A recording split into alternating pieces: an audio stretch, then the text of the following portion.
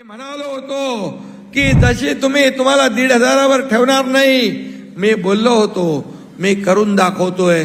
1,500चे मी म्हणालो 2 होतील, 2.5 होतील, 3,000 होतील. कोल्हापूरच्या सभेत आम्ही 1,500चे 2,100 रुपये करून टाकले.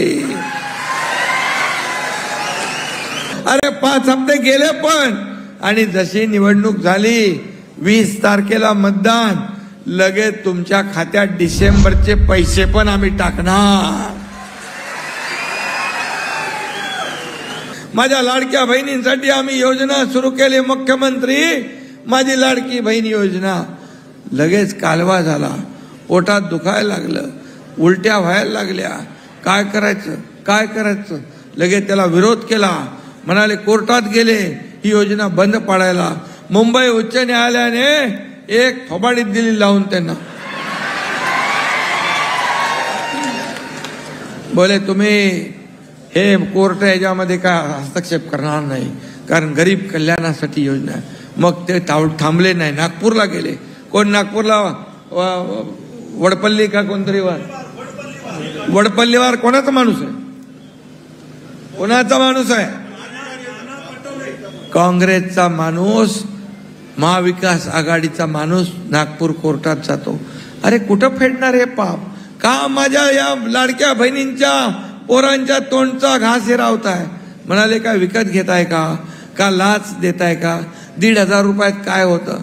अरे सोन्याचा चमचा घेऊन जन्माला आलेले तुम्ही, पैशाच्या राशीत लोळणारे तुम्ही, याला काय करणार? या माझ्या लाडक्या बहिणींचं दुःख काय आहे ते.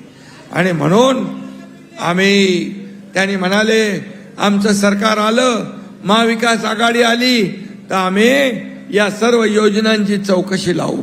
या योजनांमध्ये कोण दोषी आहेत त्यांना जेलमध्ये टाकू. मला सांगा कोणाला धमकावत आहेत? या पोकळ धमक्यानं एकनाथ शिंदे घाबरत नाही, भीक नाही घालत. आणि माझ्या लाडक्या बहिणींसाठी जर जेलमध्ये जायची पाळी आली तर एकदा नाही, हा एकनाथ शिंदे 10 वेळा जायला तयार आहे. पण त्यांचं सरकार तुम्ही येऊच देणार नाही. त्यामुळे मुंगेरी लाल के हसीन सपने बघू द्या त्यांना. बरं म्हणाले पैसे नाहीत, मग कुठून देणार? हे असंच चाललंय. म्हणाले येणार नाहीत खात्यात पैसे आल्यावर म्हणाले माझ्या बहिणींना म्हणाले लवकर काढून घ्या, नाही तर सरकार काढून घेईल. अरे काय एका तोंडाने तर बोला, इकडून पण तिकडून पण. आणि म्हणाले खात्यात पैसे आले. आम्ही फक्त खात्यात पैसे नाही, आम्ही 1 हप्ता, 2 हप्ते, 3 हप्ते, 4 हप्ते, 5वा हप्ता पण माझ्या लाडक्या बहिणींच्या खात्यात टाकला. आम्हाला माहित होतं की आचारसंहिता लागली की हे मध्ये काळं मांजर आडवं घालणार, म्हणून आम्ही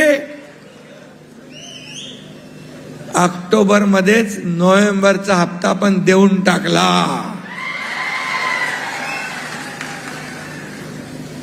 हे सरकार माझ्या लाडक्या बहिणींच्या खात्यात हप्ते भरणार आहे. पूर्वीचं सरकार हप्ते घेणार होतं, हप्ते घेऊन जेलमध्ये जाणार होतं. हे माझ्या लाडक्या बहिणींच्या खात्यात हप्ते भरणारं सरकार आहे. मी तुम्हाला सांगतो, आता जे विरोध करत होते ते आता कालच्या जाहीरनाम्यात म्हणाले, राहुल गांधी आले होते, म्हणाले आता आम्ही 3,000 देणार. अरे तुम्ही तर इकडे म्हणताय की पैसे नाहीत, पैसे कसे आणणार? म्हणजे तुम्ही खोटं फसवताय. कारण राजस्थानमध्ये तुम्ही फसवलं, हिमाचलमध्ये तुम्ही फसवलं, तुम्ही कर्नाटकमध्ये फसवलं. योजना केली, जाहीर केली आणि नंतर निवडून आले, म्हणाले पैसे नाहीत, केंद्राने आम्हाला पैसे दिले पाहिजे. यापासून आपल्याला सावध राहायचं आहे. तुम्ही देणार, येडे झालेत ते, बितरलेत. एवढ्या लाडक्या बहिणी सगळीकडे बघून त्यांच्या पायाखालची वाळू सरकली आहे, त्यांचा पराभव दिसू लागलेला आहे.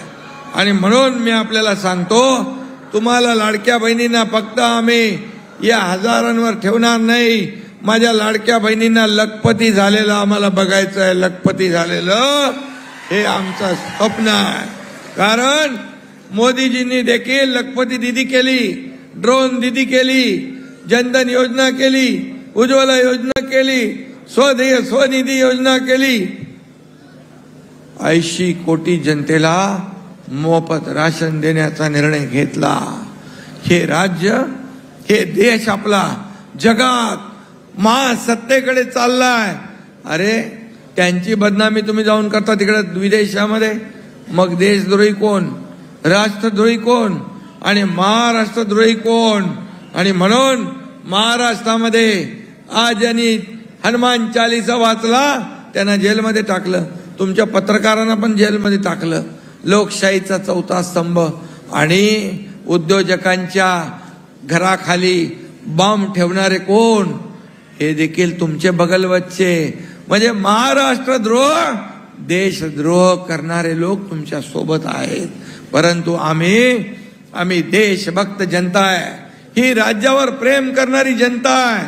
आणि म्हणून राष्ट्राला पुढे नेण्यासाठी महाराष्ट्र पण पुढे आला पाहिजे. म्हणून आम्ही काम करतोय. डबल इंजिनचं सरकार पुढे काम करतात. आता माझे लाडके भाऊ इकडे बसलेत. 6,000, 8,000, 10,000 प्रशिक्षण भत्ता देणार हे देशातलं पहिलं राज्य आहे. आम्ही सुरू केलंय.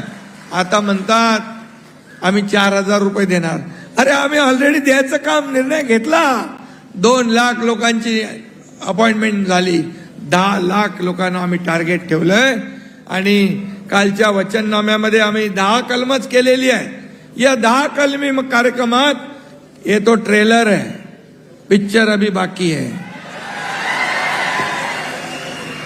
लाडक्या बहिणींना 2100 रुपये, माझ्या बळीराजाला, शेतकऱ्याला पूर्ण कर्ज माफी देण्याचा निर्णय आपण घेतला. आणि शेतकरी सन्मान योजना जी 12,000 होती ती आपण 15,000 करतोय. या राज्यात कोणी उपाशी झोपणार नाही, कोणी भुका राहणार नाही. म्हणून अन्न आणि निवारा देण्याचा निर्णय पण आपल्या सरकारने घेतलाय. हा देखील मोठा निर्णय आहे. त्याचबरोबर आपले ज्येष्ठ नागरिक वृद्ध पेन्शन योजना त्यांना 1,500 वरून 2,100 रुपये देण्याचा निर्णय आपण घेतला.